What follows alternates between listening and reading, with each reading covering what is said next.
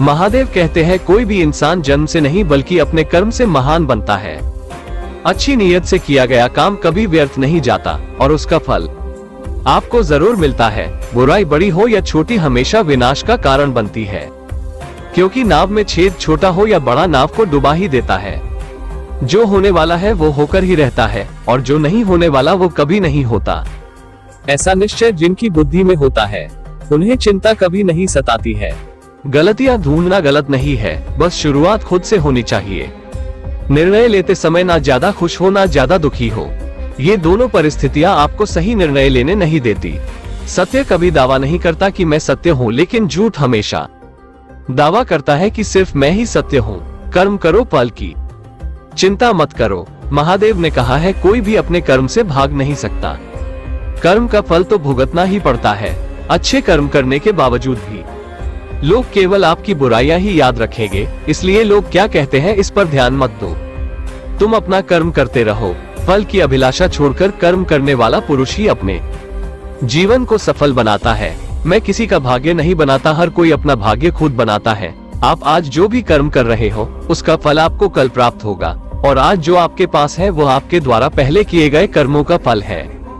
इंसान हमेशा अपने भाग्य को कोसता है, ये जानते हुए भी कि भाग्य से भी ऊंचा उसका कर्म है जो स्वयं के हाथों में है। महादेव बताते हैं, एक दिन की बात है, एक साधु गांव के बाहर वन में स्थित अपनी कुटिया की ओर जा रहा था। रास्ते में बाजार पड़ा। बाजार से गुजरते हुए साधु की दृष्टि एक दुकान में रखी ढेर सारी टोकरियों पर पड़ी। उसमें खजूर रखे हुए थे। खजूर देखकर साधु का मन ललचा गया। उसके मन में खजूर खाने की इच्छा जाग उठी, किंतु उस समय उसके पास पैसे नहीं थे। उसने अपनी इच्छा पर नियंत्रण रखा और कुटिया चला आया। कुटिया पहुंचने के बाद भी खजूर का विचार साधु के मन से नहीं निकल पाया। वो उसी के बारे में ही सोचता रहा। रात में वह ठीक से सो भी नहीं पाया। अगली सुबह जब वह जागा तो खजूर खाने की अपनी इच्छा की पूर्ति के लिए पैसे की व्यवस्था करने के बारे में सोचने लगा। सूखी लकड़ियां बेचकर खजूर खरीदने लायक पैसों की व्यवस्था अवश्य हो जाएगी, ये सोचकर वह जंगल में गया और सूखी लकड़ियां बीनने लगा। काफी लकड़ियां एकत्रित कर लेने के बाद उसने उसका गट्ठर बनाया और उसे अपने कंधे पर लादकर बाजार की ओर चल पड़ा। लड़कियों का गट्ठर भारी था, जिसे उठाकर बाजार तक की दूरी तय करना आसान नहीं था, किंतु साधु चलता गया। थोड़ी देर में उसके कंधे में दर्द होने लगा, इसलिए विश्राम करने वो एक स्थान पर रुक गया। थोड़ी देर विश्राम कर वो पुनः लकड़ियां उठाकर चलने लगा। इसी तरह रुक रुक कर किसी तरह वो लकड़ियों के गट्ठर के साथ बाजार पहुंचा। बाजार में उसने सारी लकड़ियां बेच दी। अब उसके पास इतने पैसे इकट्ठे हो गए जिससे वह खजूर खरीद सके। वह बहुत प्रसन्न हुआ और खजूर की दुकान में पहुंचा। सारे पैसों से उसने खजूर खरीद लिए और वापस अपनी कुटिया की ओर चल पड़ा। कुटिया की ओर जाते जाते उसके मन में विचार आया कि आज मुझे खजूर खाने की इच्छा हुई, हो सकता है कल किसी और वस्तु की इच्छा हो जाए। कभी नए वस्त्रों की इच्छा जाग जाएगी तो कभी अच्छे घर की, कभी स्त्री और बच्चों की तो कभी धन की। मैं तो साधु व्यक्ति हूँ, इस तरह से तो मैं इच्छाओं का दास बन जाऊंगा। यह विचार आते ही साधु ने खजूर खाने का विचार त्याग दिया। उस समय उसके पास से एक गरीब व्यक्ति गुजर रहा था। साधु ने उसे बुलाया और सारे खजूर उसे दे दिए। इस तरह उसने स्वयं को इच्छाओं का दास बनने से बचा लिया। महादेव कहते हैं यदि हम अपनी हर इच्छाओं के आगे हार जाएंगे तो सदा के लिए अपनी इच्छाओं के दास बन जाएंगे। मन चंचल होता है, उसमें रह रहकर इच्छाएं उत्पन्न होती रहती हैं, जो उचित भी हो सकती है और अनुचित भी। ऐसे में इच्छाओं पर नियंत्रण रखना आवश्यक है। सोच विचार कर इच्छाओं के आंकलन के उपरांत ही उनकी पूर्ति के लिए कदम बढ़ाना चाहिए, तभी जीवन में सफलता प्राप्त होगी। हमें इच्छाओं का दास नहीं बनाना है, बल्कि इच्छाओं को अपना दास बनाना है। मेरे भक्तों, जब भविष्य धुंधला पड़ने लग जाता है तब आपको अपने वर्तमान में ध्यान केंद्रित करने की आवश्यकता है। जो पैदा हुआ है उसकी मृत्यु भी निश्चित है। जैसे जो मृत है उनके लिए जन्म, इसलिए जिसे बदल नहीं सकते उसके लिए शोक मत करो। मनुष्य अपने विश्वास से निर्मित होता है। जैसा वो विश्वास करता है वैसा वो बन जाता है।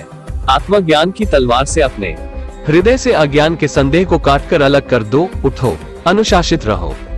जिस मनुष्य के पास सब की ताकत है उस मनुष्य की ताकत का कोई मुकाबला नहीं कर सकता। मनुष्य को जीवन की चुनौतियों से भागना नहीं चाहिए और न ही भाग्य और ईश्वर की इच्छा जैसे बहानों का प्रयोग करना चाहिए। शिक्षा और ज्ञान उसी को मिलता है जिसमें जिज्ञासा होती है। जिस प्रकार अग्नि सोने को परखता है, उसी प्रकार संकट वीर पुरुष को, जो व्यवहार आपको दूसरों से पसंद ना हो, ऐसा व्यवहार आप दूसरों के साथ भी ना करें। एक अनुशासित व्यक्ति ही अपना तथा समाज व देश का विकास कर सकता है।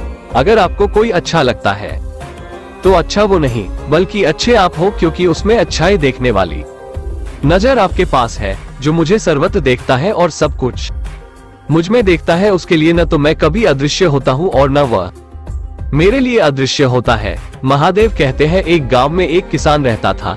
एक बार उसे कहीं से बाज का एक अंडा मिला। उसने वो अंडा मुर्गी के अंडे के साथ रख दिया। मुर्गी उस अंडे को अन्य अंडों के साथ सेने लगी। कुछ दिनों में मुर्गी के अंडे में से चूजे निकल आए और बाज के अंडे में से बाज का बच्चा चूजों के साथ पलने लगा। वो चूजों के साथ खाता पीता खेलता इधर उधर फुदकता बड़ा होने लगा।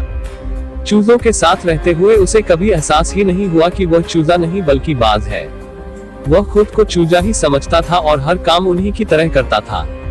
जब उड़ने की बारी आई तो अन्य चूजों की देखा देखी वह भी थोड़ी ही ऊंचाई तक उड़ा और फिर वापस जमीन पर आ गया।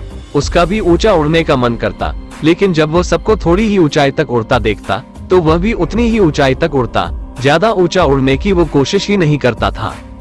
एक दिन उसने ऊंचे आकाश में एक बाज को उड़ते हुए देखा। इतनी ऊंचाई पर उसने किसी पक्षी को पहली बार उड़ते हुए देखा था। उसे बड़ा अचरज हुआ। उसने चूजों से पूछा, वो कौन है भाई, जो इतनी ऊंचाई पर उड़ रहा है? चूजे बोले, वो पक्षियों का राजा बाज है। वह आकाश में सबसे ज्यादा ऊंचाई पर उड़ता है। कोई दूसरा पक्षी उसकी बराबरी नहीं कर सकता। यदि मैं भी उसके जैसा उड़ना चाहूँ तो? बाज के पूछा। कैसी बात करते हो? मत भूलो तुम एक चूजे हो, चाहे कितनी ही कोशिश कर लो, बाज जितना नहीं उड़ पाओगे। इसलिए व्यर्थ में ऊंचा उड़ने के बारे में मत सोचो। जितना उड़ सकते हो उतने में ही खुश रहो। चूजे बोले। बाज ने यह बात मान ली और कभी ऊंचा उड़ने की कोशिश ही नहीं की। बाज होने बावजूद वो पूरी जिंदगी मुर्गी के समान जीता रहा। महादेव कहते हैं, सोच और दृष्टिकोण का हमारे जीवन पर बहुत गहरा प्रभाव पड़ता है। हम सभी क्षमता और संभावनाओं से परिपूर्ण हैं। चाहे हम कैसी भी परिस्थिति में क्यों न हो, हमें आवश्यकता है अपनी क्षमता पहचानने की और अपनी सोच तथा दृष्टिकोण को व्यापक बनाने की। हम स्वयं को चूजे समझेंगे तो चूजे ही बनेंगे और बाज समझेंगे तो बाज बनेंगे। खुद को कम न समझें, अपनी क्षमता को सीमित न करें, बाज बने और जीवन में ऊंची उड़ान भरें।